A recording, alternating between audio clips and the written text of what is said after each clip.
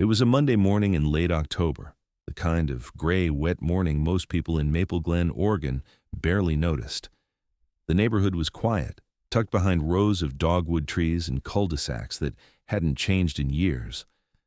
Just after 7:45 a.m., Marley Jensen stepped out of her family's pale green two-story home, zipped her yellow raincoat to the collar, and opened a blue umbrella. Her mother watched her from the kitchen window like she always did, just long enough to see Marley round the corner. She wasn't late, but she wasn't early either.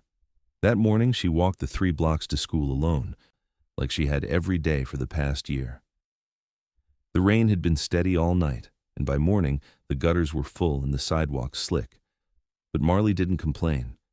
Her backpack stayed dry, her hood stayed up, and her phone, recently upgraded with a GPS tracker her father insisted on, stayed zipped in her coat. The school was 6/10 of a mile away, a 9-minute walk for a child who didn't dawdle. She would pass 2 intersections, 1 small park, and a crossing guard named Miss Ellen, who waved to every kid whether she knew them or not. On camera, she was last seen passing the Petersons' driveway, half a block before the first stop sign. That footage, from a home security system, would later become one of the few confirmed images of her that day. She looked normal, not rushed, not distressed, just walking. At 3:10 p.m., school was dismissed, the buses lined up, parents pulled up to the curb. Marley's name wasn't called. Her teacher noticed her absence but assumed she'd gone home sick or had left early. Art club met on Mondays, and that gave the impression she might be in the building. By 3:50, the after-school office had cleared. At 4:06, her mother called the school to ask why Marley hadn't come home. The woman on the line checked the attendance sheet, hesitated, and said, "She wasn't here today." The next 3 hours were a blur of voicemails, neighborhood drives, and rising panic. At 6:12 p.m., a call to the non-emergency line was escalated to missing persons. Police arrived at the Jensen home before 7 shoe. By then, it had stopped raining, but the sidewalk still shone with leftover water and the impression of tire treads. Officers asked the parents to remain calm. Maybe she went to a friend's house, maybe her phone had died. They asked for a recent photo, her schedule, and what she wore. A bulletin was issued countywide by nightfall. Flashlights swept through the nearby park. No prints, no screams, no torn clothing. By 10 p.m., volunteers joined officers on foot, dragging boots through wet grass and hedges. They called her name out loud over and over. At 11:30, a K-9 team arrived from the next county. Dogs picked up a weak scent near Tulip Street, but lost it near the intersection. The trail vanished.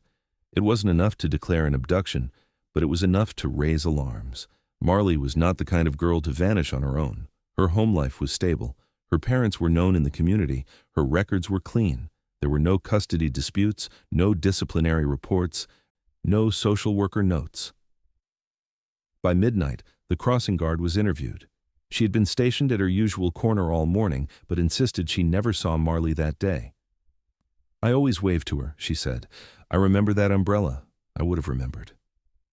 That detail caught the officer's attention. If the guard never saw her, then she never made it to the first crosswalk, which meant something happened before she reached it. The distance from the last confirmed sighting to the corner was less than 200 feet. That's where the focus shifted. Officers retraced her steps the next morning, knocking on every door between the Jensen house and that stop sign. No neighbors had seen her, no one had opened a door to her, no packages were expected, no utility work was scheduled. The street was empty of witnesses, even on a Monday morning. One man said he left for work just before 8 hours and didn't see anyone.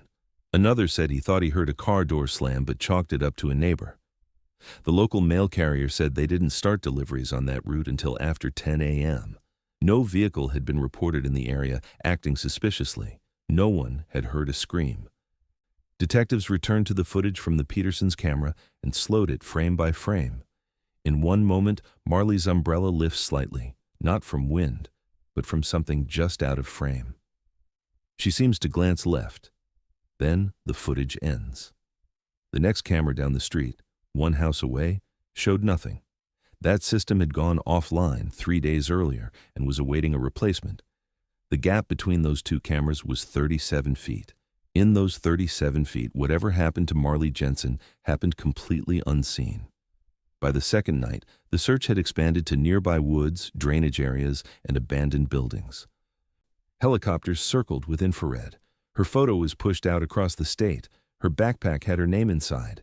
Her jacket had a GPS tag stitched into the liner, but the tag had stopped transmitting before she reached the school zone. Investigators would later learn the battery had been removed or damaged just minutes after she was last seen. The device was never recovered.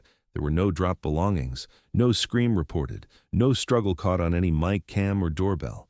It was as if the rain had swallowed her, and yet someone, somewhere, had to know. Because children don't just vanish in plain sight, not without help, not without planning, and certainly not without being seen by someone. By morning, Tulip Street had become a corridor of questions. Police worked door to door, trying to piece together the narrow timeline that had so far yielded no answers. A second review of local security systems revealed 3 home cameras had captured Marley Jensen that morning, each from different angles, all showing her progressing steadily along the same route. The last confirmed image came from a camera mounted on the porch of the Berryman house. It caught her crossing the driveway at 7:51 a.m. Her umbrella was open, her gait normal, her backpack bouncing with every step. She was headed west, toward the school, and then she was gone. The house next door had cameras too, but none pointed toward the sidewalk. One blinked red in standby mode, never recording. Investigators timed it. From the Berryman driveway to the next intersection was a walk of 90 seconds. A mail truck was seen on that stretch just minutes later, 7:56 a.m., but the dash cam showed nothing out of place. No figure on the sidewalk, no yellow raincoat, no umbrella. The carrier didn't remember seeing anyone at all. When shown Marley's photo, he shook his head. "I don't think I saw her," he said, "but it was raining pretty hard." The timeline tightened. Officers now worked with a 6-minute window between 7:51 and 7:57 a.m., where Marley could have been intercepted. They mapped out every home, driveway, and side yard in that zone. From the moment she passed the Berrymans, no camera caught her again. The street curved gently right, sloped slightly downhill. A hedge wall on the north side obscured the view from several properties. Behind it, a thin alley ran between yards, a shortcut known mostly to neighborhood kids and old dog walkers. Volunteers combed the alleys and side lots with fresh eyes, forming lines through backyards and brush piles. Drones scanned rooftops and sheds. A bloodhound team arrived that afternoon. The dogs picked up a partial trail near the edge of the cul-de-sac where the alley met back up with Tulip Street, then abruptly lost it in the mud beside a drainage culvert. Officers paused. That culvert had been cleared just a month prior. They lowered a flashlight into the pipe and saw nothing but silt and runoff. Still, they crawled halfway in. Nothing. No fibers, no drag marks, no scuffs, not even a candy wrapper. Meanwhile, the town was already spinning its own theories. A neighbor on Oakleaf Drive posted on Facebook about seeing a suspicious white van parked near the school 2 days prior. That post was shared 400 times within hours. Another claimed they saw someone in camo walking near the park at sunrise. Neither lead could be verified. Officers chased both anyway. The van turned out to belong to a pest control company with service logs to match. The man in camo was a local bird watcher, captured on another camera walking in the opposite direction. 3 blocks from the Jensen home, police interviewed a man listed on the state's registry, a middle-aged landscaper with prior convictions from over a decade ago. He had been seen at the gas station that morning, buying coffee and a lottery ticket at 7:40 a.m. His truck's GPS showed him traveling east, away from the area by 7:48. His name was cleared within a day, but not before it had circulated in comment sections and message boards. His house was egged that night. His dog was poisoned 2 days later. Rumors moved faster than facts. A local woman began logging every suspicious post in a spreadsheet and sending it to detectives. Most were discarded. A few prompted callbacks. One video, posted anonymously, claimed to show headlights turning off near the intersection around the time Marley vanished, but the timestamp was from the wrong year. Another person said they heard a muffled scream near their apartment window, but couldn't remember the time or direction. A self-proclaimed psychic reached out to offer a vision of a cabin by water.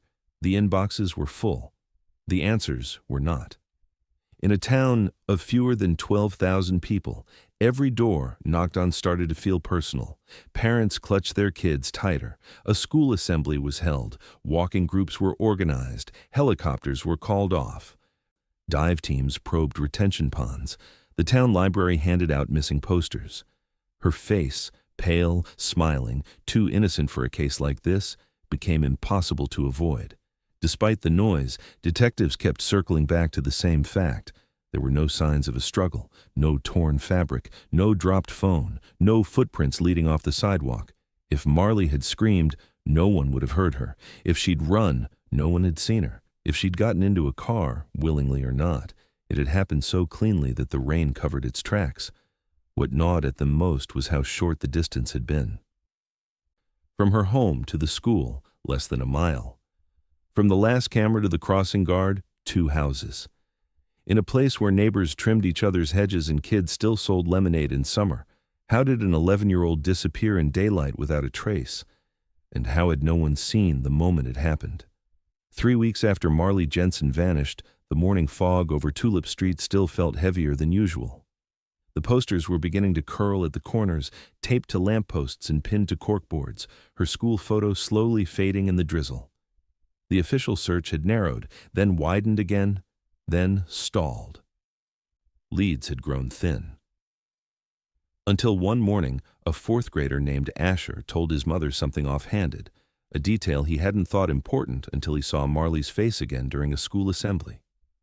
He said he remembered seeing a man crouched near a hedge on Tulip Street that same morning. Not on the sidewalk, in the grass, half concealed, wearing a gray hoodie. He hadn't mentioned it sooner because, in his words, he looked like he was just tying his shoe or something. But it stuck in his mind, especially how the man didn't move even as Asher passed by. His mother called the tip line that night. Detectives visited the next day. Asher walked them through the details carefully. He wasn't sure exactly which house the man had been near, but he was confident it was one of the properties along the block between the Berryman house and the Bend, somewhere close to where Marley was last seen. He remembered the gray hoodie and the way the man kept his head down. He remembered the posture, not standing, not walking. Crouched. Police brought in a forensic artist. With Asher's help, they produced a composite sketch of a white male, early 30s, unshaven, average build. The image was distributed publicly. It made the news the next day. Hundreds of calls poured in. None led anywhere. Some claimed the man looked like someone who used to work at the gas station. Others said it resembled a cousin, a neighbor, a former teacher. But no one could place him in the area at that time. No facial recognition match came up in DMV or law enforcement databases. Then, 2 anonymous tips came in within hours of each other. Both pointed to the same house, a small short-term rental on Elderberry Lane, 2 blocks south of Tulip Street. A neighbor claimed a man had been staying there for several weeks around the time Marley went missing. He kept to himself. No one knew his name. Another caller said they thought the same man matched the sketch. Same jawline, same hoodie. Detectives rushed to pull rental records. The lease was in the name of a Mark D. Rowley, signed 2 months prior, with a checkout date 2 days before Marley vanished. That timing hit hard. Police located Rowley in Tacoma, Washington, nearly 200 miles away. He was staying in an extended-stay motel under his real name, working freelance carpentry jobs. They brought him in for questioning. His story was consistent. He'd been in town doing flooring work for a property management company, and his client logs matched. He had phone records, receipts, even a time-stamped photo from the highway gas station the morning Marley disappeared, 7:38 a.m. southbound, out of town. Investigators ran his background, minor traffic violations, nothing serious, no link to Marley, nothing to hold him on. Still, it rattled people. News of the gray hoodie man spread fast, especially when Rowley's face didn't match the composite exactly. The sheriff's department issued a statement clarifying that he had been thoroughly vetted and was not a suspect. But the damage was done. Theories flourished. Facebook groups lit up again. Some swore they'd seen the same man near the school days earlier. Others posted side-by-sides of the sketch and other local mugshots. The digital manhunt reopened full force. but with more heat than light. Marley's parents, Lisa and Kevin Jensen, appeared on the local news that week for the first time since the initial press conference. Lisa, hollow-eyed but composed, addressed the camera directly. She thanked the community, asked people not to harass anyone based on rumors, and begged anyone who knew anything, no matter how small, to come forward. Kevin barely spoke. The clip circulated widely. National networks picked it up. The story resurfaced beyond Oregon. Then came something strange. On the 24th day after Marley disappeared, a neighbor, a woman named Clarissa Torres who lived 1 block east, reported a strange discovery. Her Ring doorbell footage from that morning had been automatically deleted. At first she thought it was an error, but when she checked the app, it showed a remote deletion from an external device at 8:04 a.m., minutes after Marley's disappearance. Clarissa hadn't accessed the footage. No one else had her login. Ring tech support could only confirm the deletion and say the IP address wasn't local. They suggested she may have been hacked. She changed her password, but the footage was gone. Police subpoenaed Ring's cloud records, but due to privacy encryption, the original video was unrecoverable. Whatever had been on that camera, whatever angle it had, was lost. Investigators mapped the sightlines. Clarissa's home had a partial view of the alley exit where the dogs had lost Marley's trail. It wouldn't have captured the abduction directly, but it might have seen a vehicle, a figure, a movement, anything. Instead, it had vanished. Precisely timed, precisely erased. That incident shifted everything. Someone had taken deliberate steps to hide. Someone had known the technology well enough to access and delete remotely. That wasn't opportunistic. That was calculated. It implied planning, surveillance, and intent. The man in the hoodie, whether real or misremembered, wasn't just a passerby anymore. He became a symbol, a shape in the fog, a question no one could answer, and someone out there wanted it to stay that way. Winter passed, then spring. The flyers faded, peeled by rain and sun, and fewer people came to the candlelight vigils. The house on Clover Street stayed quiet. Marley's bedroom remained exactly as it had been. Laundry basket still half full, a sweater draped over her desk chair, her art project from school taped crookedly to the wall. Her mother couldn't bring herself to take it down. Her father kept the phone line active, checking the voicemail every morning, just in case. Some nights the ringer would echo through the hallway at 2 a.m., only for no one to speak on the other end. As the months stretched out, the search that once involved helicopters and search parties became slower, more bureaucratic. The detectives who had worked the case from the start rotated out, reassigned to newer files. What remained was a thick binder of interview transcripts, timeline grids, and dead-end theories. Each time a lead sparked, a reported sighting, an anonymous letter, a social media message, hope surged, then collapsed again. In July, a woman from Reno called the hotline claiming she'd seen Marley at a strip mall. Store security pulled footage. A girl did appear, about the right age, same build, same nervous eyes. She even wore a raincoat. But it wasn't her. Her name was Hannah, and she lived 2 towns over. That's when the false calls started. Someone emailed a confession from a burner account, claiming Marley had died accidentally and was buried near the river. Cadaver dogs searched the coordinates. Nothing. Another man called claiming he had her in his basement and was ready to negotiate a reward. He lived in Florida. It was a hoax, another cruel attempt for attention. Each false lead chipped away at the family's strength, yet they followed everyone. Because what if just one was real? Then came the podcast. A mid-tier true crime show picked up Marley's case after stumbling across a forum thread. They dug into the digital trail, interviewed her parents, and speculated for an hour about the man in the hoodie, the deleted Ring footage, and the mysterious timeline gap. The episode exploded online. Downloads spiked. National attention returned. For a brief window, it felt like the momentum might come back. Listeners submitted tips, suggestions, even satellite images from amateur sleuths. But behind the energy was the same silence. Nothing moved. Nothing new surfaced. At the Maple Glen precinct, Marley's case moved to a back drawer, officially labeled open and pending. It was a technical designation that meant they hadn't closed it, but no one was actively working it day to day.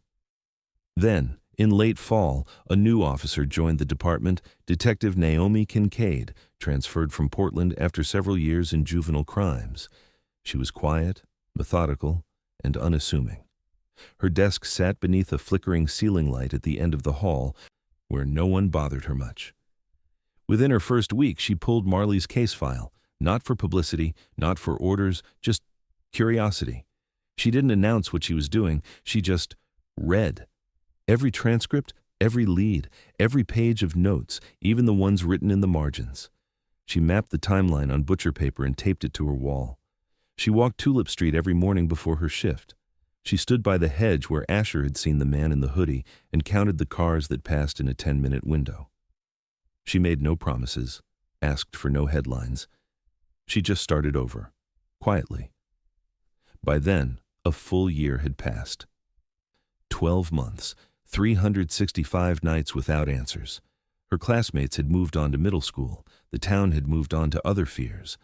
But somewhere beneath the weight of exhaustion and grief, there was still one file sitting open, and one officer who hadn't closed the door. Not yet.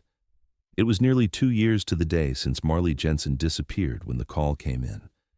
A city crew working maintenance after a late winter storm had cleared a blocked drainage pipe near Cedar Run, half a mile from the elementary school. Inside, among twisted branches and runoff debris, they found something bright that didn't belong. A red wool scarf, tangled tightly in the grate.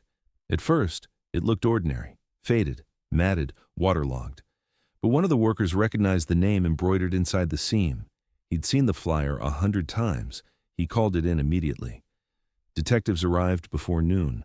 The scarf was placed into evidence and rushed to the state lab. When Lisa Jensen was called in to view it, she didn't hesitate. Her fingers trembled as she traced the letters inside the lining. Her grandmother gave this to her last Christmas, she said. It was handmade. Photos from the morning Marley vanished didn't show her wearing it, but Lisa explained she often stuffed it in her backpack when it wasn't cold enough. The assumption was that she'd had it with her, and now, 2 years later, it had resurfaced in a place no one had searched. That pipe had been inspected early on during the first week of the investigation.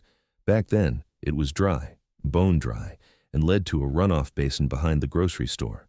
Nothing had been found at the time, but the storm changed everything. New erosion exposed debris that had settled and shifted with the rain. The location reignited the case instantly. Crime scene techs descended on the area. Drones mapped out the floodplain. Soil cores were taken from the banks. The theory was simple. If the scarf had been there the whole time, it might have been missed, but if it had been placed more recently, that meant someone still had access to her belongings. The lab results took 4 days. The scarf was degraded but intact. There were traces of soil, mold, and chemical runoff, consistent with long-term exposure. But there was also something else, a partial fingerprint on the edge of the fabric. It was smeared, incomplete, but clear enough for comparison. When run through the database, it matched a local man, Gregory Brent, 49, a self-employed handyman who had worked on multiple homes in the area over the years. He had no criminal record, but his name appeared in the Jensen family's old home repair receipts. He had fixed a loose plank on their porch 6 months before Marley vanished. Detectives brought Brent in for questioning. He didn't deny knowing the family, said he remembered Marley, polite, quiet, claimed he hadn't seen her the day she went missing, and that he hadn't been near Cedar Run in years. As for the scarf, he said it was possible he touched it if it had been in their house during the repairs. Maybe it brushed against him. Maybe he helped her mother carry laundry and didn't remember. His prints were on file from a background check required for a school contract job he never got. That's how the match came through. He didn't seem nervous, but he didn't seem surprised either. His alibi for the day of the disappearance was work on a gutter system 2 towns over. The client confirmed it, though not precisely. Brent had arrived late that morning, said he'd had a flat tire. His phone records put him on the highway by 9:00 a.m., after Marley had already vanished. It wasn't a clean alibi, but it wasn't damning. Still, the proximity and fingerprint couldn't be ignored. Detectives searched his truck. Nothing. They searched his tools. Nothing. They filed a warrant and scanned his garage. Nothing but lumber, solvents, and old receipts. His computer was outdated. No incriminating searches, no photos, no downloads. But something lingered. The placement of the scarf, The distance, the timeline, it felt too coincidental. And yet, coincidence was the only thing they could prove. When Brent asked if he was being charged, the answer was no. When he asked if he could leave, the answer was yes. But from that day on, he remained on their board, a red pin placed quietly beside his name. The town reacted with renewed tension. Whispers followed him at the hardware store. Parents pulled their children away from sidewalks. An old woman refused to let him fix her fence. Online forums lit up again. Someone leaked his name. He received threatening messages. His business slowed to a halt. But legally, he was still a free man. No history of violence, no solid tie to Marley's disappearance. Just one contaminated piece of wool, half submerged in a pipe, washed loose by a storm no one had expected. And Detective Naomi Kincaid wasn't convinced either way. She reread his interview twice. Reconstructed the route from the Jensen home to Cedar Run on foot, then again by car. She marked how far a person would need to carry the scarf, and why they'd leave only that behind. It was either a mistake or a message. She wasn't sure which one scared her more, but either way, someone had touched what didn't belong to them, and someone had waited nearly 2 years for the rain to reveal it. Detective Naomi Kincaid didn't believe in perfect neighborhoods. Every block had blind spots. Every home had corners people forgot to look at. While cross-referencing repair permits and renovation logs from the weeks leading up to Marley's disappearance, she noticed something odd. A property 4 doors down from the Jensens, 41 Tulip Street, had no digital record of a lease or active tenants in early 2021. Yet according to a utility log, there was a steady spike in electricity usage starting just 2 weeks before Marley vanished. The increase was subtle, just enough to suggest someone had moved in. She pulled trash records, deliveries, postal holds. All signs pointed to someone staying there, someone no one officially documented. The house was owned by a retired couple, the Varners, who had moved to Arizona. Their son managed the property. When Kincaid reached him, he seemed confused, said the home was supposed to be empty between tenants, claimed the last rental agreement ended in early March, and the place sat vacant until a college student moved in that summer. But when asked for the application files, he hesitated. Eventually, he admitted he'd subleased the basement unit to a man who paid in cash. No credit check, no ID verification, just a handshake deal to avoid tax paperwork. The name given was Jason Greaves. It didn't match any DMV records, background checks, or voter databases. Kincaid pressed for more. The son described the tenant vaguely. Mid-30s, quiet, drove a dark sedan, said he worked night shifts in Hillsborough, came and went without bothering anyone, always paid on time, always left the trash bins out on schedule. When the lease ended in September, 4 months after Marley vanished, the tenant texted saying he was leaving town for work and wouldn't be renewing. The basement was left clean, key returned by mail, nothing stolen, no complaints, and yet no paper trail. Kincaid canvassed the neighbors. Most had no idea anyone had been staying there, but one, an older woman named Doreen, who lived next door, recalled hearing muffled music late at night during that stretch. Nothing loud, just flickers of bass through the walls. Sometimes lights would strobe inside the basement window, but she assumed it was college kids streaming or gaming. She never thought to report it. He didn't make noise, she said, just seemed forgettable. With probable cause secured, police returned to the property with a cadaver dog. The house had been re-rented since, but the basement layout remained unchanged, a low-ceilinged one-room suite with a private entrance in the back. The tenant allowed the search. In the southwest corner, near a section of poured concrete beneath a utility shelf, the dog alerted. Officers marked the area, brought in a ground-penetrating radar unit, and scanned beneath the surface. They noted subtle irregularities, maybe a cut-and-fill repair, maybe nothing. The concrete was chipped, older than the rest of the floor. A forensic excavation team arrived the next morning. They broke through, sifted layer by layer of compacted dirt. They found nothing. No clothing, no hair, no bone, no metal. Just disturbed earth. The basement was resealed. A report was filed. Officially, the alert was inconclusive. The scent could have come from rodent decay, mold, even a past tenant's pet buried improperly years ago. But off the record, the handlers admitted something felt off. The dog had shown signs of stress, not just alert, but agitation. That behavior was harder to explain. Kincaid requested building permits going back 5 years. The concrete patch didn't appear in any official document. Neither did a second drain cover near the back wall, something that hadn't matched the original plumbing layout. When traced, the pipe dead-ended just under the foundation. She sketched it out, trying to determine whether it had been functional or just made to look that way. Then came another dead end. The phone number the landlord's son had used to contact Jason Greaves was a prepaid burner. Call logs ended the week the man moved out. The landlord had deleted the old texts. No forwarding address was given. The car described, a dark sedan with no plates remembered, could have been one of 1,000. But a neighbor across the street, after hearing about the reinvestigation, offered something she thought might help. She remembered seeing a man come and go a few times during the early mornings that spring. Same build, same car. Once, she said, she saw him parked near the side alley that ran behind Tulip Street. She thought nothing of it at the time, but the date she remembered stood out. April 19th. The day Marley vanished. It didn't place him at the scene. It didn't prove anything. But the implications were harder to ignore. Someone had lived on that street, paid in cash, left no trace, built no relationships, and departed without notice. Whoever he was, he'd made himself small, unmemorable.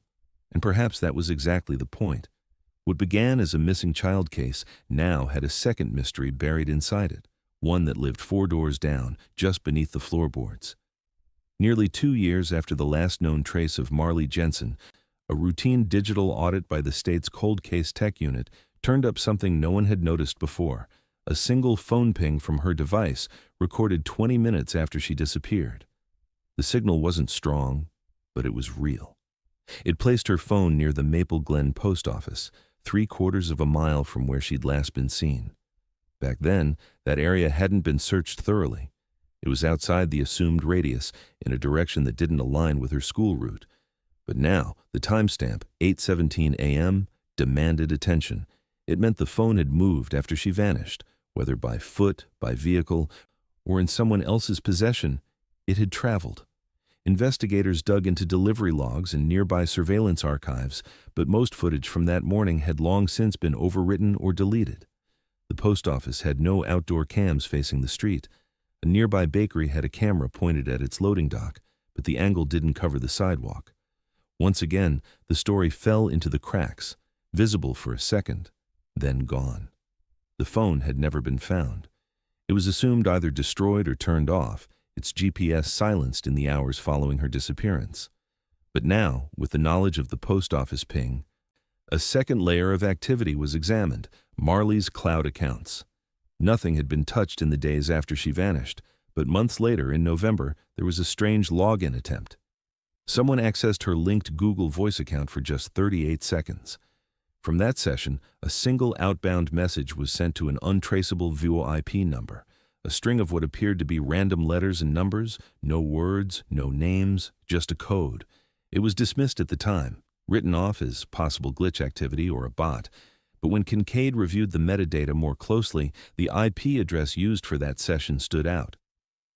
It came from inside Maple Glen, specifically from a residential network located at 41 Tulip Street, the very same house where the unregistered tenant, Jason Greaves, had lived before disappearing. The crawl space, the cadaver dog, the unlisted drain. Now, a digital trail placed her phone, or at least its login credentials, inside that very home months after she'd vanished. By the time investigators returned, the property had been sold. New owners had moved in 6 months prior and had completed renovations. The porch had been redone, the crawl space sealed with concrete and lattice.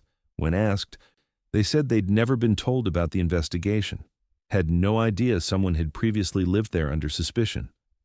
Police filed a warrant, but without probable cause for a current crime, no search could be executed immediately.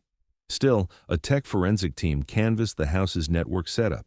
The new router, new IP, and reset credentials made digital traces useless, but archived neighborhood Wi-Fi logs collected by a local university for a signal strength study showed something strange. Back in November, a device associated with Marley's old phone had connected briefly to an unsecured public hotspot near that property. For only 10 seconds, then gone. The theory emerged quietly. Someone had Marley's phone, not just physically, but long enough to extract her passwords, to use them, possibly even long enough to send a message, one that didn't mean anything to a stranger, but might have meant something to her family. Her mother confirmed that the random code included the numbers 713, Marley's birthday, buried in the middle. No one had reported that publicly. It wasn't in the missing flyers. It wasn't in the news. Could it have been her, a moment of access, a brief signal of life before the device was shut down for good? Or was it a taunt, someone using her account to create noise, to stir false hope? The theories split down the middle. Half the team believed it was Marley, trying to communicate from wherever she'd been taken. The other half saw it as manipulation, someone skilled enough to wipe doorbell cameras, spoof logins, and drop signals just far enough to muddy the trail. But no matter which version was true, both pointed back to one house, and that house was no longer theirs to search. Kincaid stood on the curb of 41 Tulip Street that afternoon, watching the kids play in the yard, the porch swing creaking, the new homeowners planting hydrangeas by the steps. It looked normal, quiet, lived in, but beneath it, sealed under 2 inches of poured concrete, something had happened. Something that couldn't be erased by time, paint, or fresh mulch. What unsettled her wasn't just that the digital trail had come back to this spot. It was how deliberately it had disappeared again. Like someone was watching every breadcrumb, every camera, every signal, erasing only what they needed to, leaving just enough to stay ahead. And the closer she got, the colder the trail felt, as if whoever had done this had always known exactly when to vanish. Exactly 4 years to the day after Marley Jensen vanished, the house at 41 Tulip Street finally gave something back. The new owners had never paid much attention to the rumors. They knew it had once been part of a missing child investigation, but no one had ever told them why. The property had passed inspection. The porch had been freshly resurfaced before their purchase, its underside reinforced, its latticework tight. It wasn't until they decided to replace the wood slats that they discovered the first anomaly, a faint mechanical noise beneath their feet. At first, it sounded like a low electric whirring. Then, a sharp, unmistakable click. They paused the work, thought maybe it was a timer or a pest deterrent device. The man reached down and pried up the surrounding boards one by one. Beneath the insulation layer was something they hadn't expected, a rectangular wooden panel built directly into the subfloor, lined with rusted screws and weathered caulking. A handle had been sawn off at some point, flush to the grain, but the seam was visible. It wasn't part of the original porch design, and it didn't match any architectural features on the blueprints. They called the police. Detective Naomi Kincaid arrived within an hour, along with a forensics team and a pair of structural consultants. The new owners stepped back and watched from the driveway. The panel was unscrewed slowly. Underneath, embedded into a block of poured concrete, was a wooden box, maybe 2 feet long and 12 inches deep, reinforced with steel edges and sealed with 2 deadbolts. It looked less like a storage chest and more like something designed to keep people out. The bolts were cut, the lid pried open. Inside was the kind of silence that doesn't come from emptiness, but from knowing what you're about to see will never leave your head. A child's backpack sat folded at the top. Blue, slightly faded, with a missing zipper pull. Marley's initials were faintly written in Sharpie along the bottom seam. Inside was her phone, cracked through the center, screen blackened but still intact. Beneath it, layered in a plastic bag, were several strands of red wool, consistent with the scarf found in the drainage pipe 2 years earlier. A small metal charm shaped like a horse was taped to the inside of the box, the same one her grandmother had given her the year before she disappeared. And beneath it all, nestled in foam, was a battery-powered audio recorder. The recorder was old, off-brand, the kind typically sold in second-hand stores or online clearance bins. Its battery compartment was corroded. It hadn't been charged in years. But it wasn't broken. It hadn't been smashed or disabled. It had simply been left to die. Forensics bagged everything, preserving it for examination. The box itself was lifted out by crane, encased in a new evidence container, and taken directly to the lab. Word spread quickly, despite police requests for privacy. By that evening, neighbors were gathering on the sidewalk, whispering behind their hands. Marley's mother was notified in person. Her knees buckled. Her father said nothing at all. 4 years of holding out hope, and now this. But it wasn't a grave. No remains had been found. Nobody. The box was too small, too shallow, too intentional. It wasn't where someone had died. It was where someone had been kept.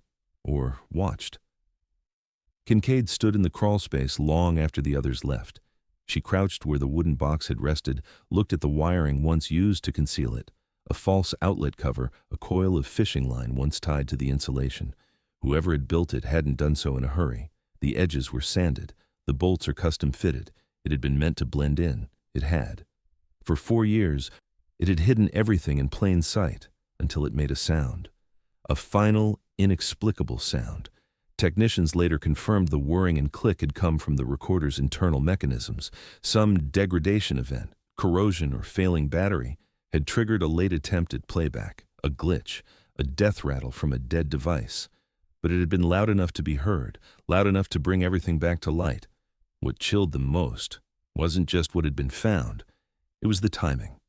4 years, to the day, almost to the hour, as if whatever had been placed there was never meant to stay hidden forever. As if it had waited just long enough. And yet, the box didn't answer everything. It only deepened the question. Why that house? Who put it there? And why, after all this time, did it finally decide to speak? The recorder took days to stabilize. Forensic techs worked in silence, running the corroded circuit board through low-voltage recovery tools, salvaging what they could from the degraded memory. Most of the data had been lost to time and moisture, but a single audio file remained, 4 minutes and 12 seconds long. The file had no name, no timestamp, just a string of characters and a silence that filled the lab before it ever played. When the first voice crackled through the speakers, the room froze. It was faint, distorted, but unmistakably a child. Her voice broke through in soft whimpers, long pauses, then sharp intakes of breath, then words. Quiet at first, fragments of sentences. The audio had no clear beginning, no cue for when it had started recording, just a raw, isolated moment. "I don't know where we are," the voice said. Then a long silence. Then, "The lights don't stay on at night." Another pause. Then finally, a name, spoken slowly, clearly, as if she wanted it remembered. The name was Connor Levitt. Investigators knew the name. He had once been a substitute teacher at Marley's school, a fill-in for 4th and 5th grade homerooms for one semester, the year prior to her disappearance. He had no prior red flags in his file at the time. Students remembered him as friendly. He brought puzzles into class, gave out stickers, and volunteered at the fall festival. But he had left quietly, mid-term. A personnel note listed a non-disciplinary resignation linked to an internal complaint by a parent, unspecified, undocumented. After leaving the school district, he took on short-term jobs, warehouse temp, retail clerk, and for a few weeks in April 2021, a delivery driver for a courier service that operated in Maple Glen. Detective Kincaid pulled everything she could: employment logs, parking records, delivery routes. His background revealed a pattern of frequent moves, 7 residences in 5 years, all within rural Oregon. His digital footprint was minimal, social media accounts long abandoned, no marriage records, no family contacts listed. But then came the second piece, a match from CODIS. The partial fingerprint recovered from the red scarf 2 years earlier had always hovered in limbo. It was smudged, partial, not viable for a full ID, but the techs ran it again. This time, cross-referencing recent uploads to the system. A state agency had uploaded Levitt's prints from a prior temp position, part of a delayed background check triggered by a new state contractor policy. The ridge patterns aligned. Forensic confirmation was issued within 36 hours. It was him, the man who'd worked among children, who'd walked those same sidewalks, who had lived, according to property records, in a registered short-term rental at 41 Tulip Street under a falsified alias just weeks before Marley vanished. Jason Greaves, the name used on the cash lease, didn't exist, but Connor Levitt did. And now, so did the evidence. Back in the lab, the audio continued. The child's voice, believed with high confidence to be Marlee's, grew steadier as the minutes passed. "He's not here right now," she said, "but he comes back when it's dark. He doesn't like the recorder. He thinks it's broken." There was a shuffling noise like someone shifting in a tight space. Then, "I can hear the cars. I know the street's not far." The recording cut out, then resumed faintly. She whispered something unintelligible, then said, "Please tell them I didn't just wait. I tried." That was the final line. The weight of that sentence landed harder than any evidence photo or forensic match. It reframed the entire case. Marlee hadn't disappeared instantly. She had survived, at least for a while, likely kept in the very crawl space that had held the recorder, her backpack, and the scarf fibers. The makeshift compartment beneath the porch hadn't just been a hiding place. It had been a holding space, reinforced, concealed, and just feet from where neighbors passed by each day, never knowing a child was beneath them. A timeline was reconstructed. Investigators now believed Levitt had kept her there for days, possibly weeks, long enough for her scent to fade, long enough to build confidence that no one would find her. Then, at some point, maybe because the area became too hot, maybe because he feared discovery, she was moved. How, where, and in what condition she'd been taken remained unknown. Her body still hadn't been found, but her voice had. And with it, the illusion that she had vanished without a trace finally shattered. Connor Levitt became a suspect of record within hours. His last known address was in Idaho. A warrant was drafted. An arrest was coming. But what haunted investigators most wasn't how long it had taken to find him. It was the realization that the girl everyone had tried to find had already spoken 4 years ago. And it had taken 4 more to finally hear her. The arrest came quietly, 4 states away, under a different name and a new driver's license. Connor Levitt had been living in a rented trailer on the outskirts of Caldwell, Idaho, using the alias Jacob Lorne. He worked for cash doing odd jobs, yard clearing, drywall patching, window repair, nothing that left a permanent footprint. When authorities arrived, he didn't resist. He asked if it was about the Oregon thing. That was the first of many confirmations. Back in Oregon, detectives built the final case file, the fingerprint on the scarf, the Google Voice login from the Tulip Street IP, the audio recording, the alias on the lease. Every thread came back to him. He was extradited within days. In interrogation, he cracked after 3 hours. His story wasn't long, but it was specific. He admitted to watching Marlee for weeks, said he saw her every morning from the corner of his rented basement window, said he picked that house deliberately after learning the layout of the street during a delivery route. There was a narrow footpath between 39 and 43 Tulip, a little-known rear cut-through between properties that kids sometimes used to chase each other or cut across lawns. Levitt used it that morning. He waited just beyond the hedge line, claimed he spoke softly, that Marlee didn't scream, that she followed him because he said something about her mom being hurt. It was a lie, of course, but she was 11. She believed him. He led her through the alley, then into the side entrance of the home, down to the basement. The crawl space had already been modified. Months before, when he first moved in, he reinforced it during a fake renovation project, soundproofed the walls with insulation from a construction site dumpster, added a sealed box, not for storage but for containment. He had tested it with a radio, a timer, even a dog. No one ever heard a thing. He said he kept her there for 4 days, brought her crackers, bottled water, and told her she was safe, that her parents were coming, that the world outside was dangerous. She didn't believe him. She tried to record her voice when he wasn't around. He found the recorder once, threw it aside but didn't destroy it, thought it had stopped working. That arrogance cost him everything. By day 5, the flyers were everywhere. Police were combing the street. The scent dogs had passed by twice. He started to panic. He told investigators he didn't mean for her to die. That he gave her something to keep her quiet, cold medicine mixed with crushed pills, said she wouldn't stop crying, said she was scared, and he didn't know how else to keep her still. He claimed she fell asleep in the car when he tried to move her, that she stopped breathing somewhere near the Idaho border. Authorities didn't believe much of what he said, but one detail proved true. He described a rest stop on Highway 84, just outside Boise. Said there was a thicket near the westbound picnic area, that he wrapped her in a tarp and placed her near a dry drainage ditch behind a cluster of pine trees. It had been spring, he said, and the runoff was low. He didn't dig deep, just enough to disappear. He drew a crude map. 3 days later, cadaver dogs found the exact site. The medical examiner confirmed the remains belonged to Marley Jensen. Dental records aligned. The scarf fibers matched. Her backpack had been recovered years earlier, but now her body had been found. The cause of death was ruled consistent with respiratory suppression. Accidental or not, the state called it felony homicide. Charges followed. So did the headlines. In Maple Glen, the news broke with a mix of grief and grim relief. The vigils returned. So did the press. People pointed to old memories of Levitt, the smiling substitute, the helpful neighbor who once joined a search party the night Marley vanished. He'd walked with a flashlight, asked questions, patted backs, and offered sympathy.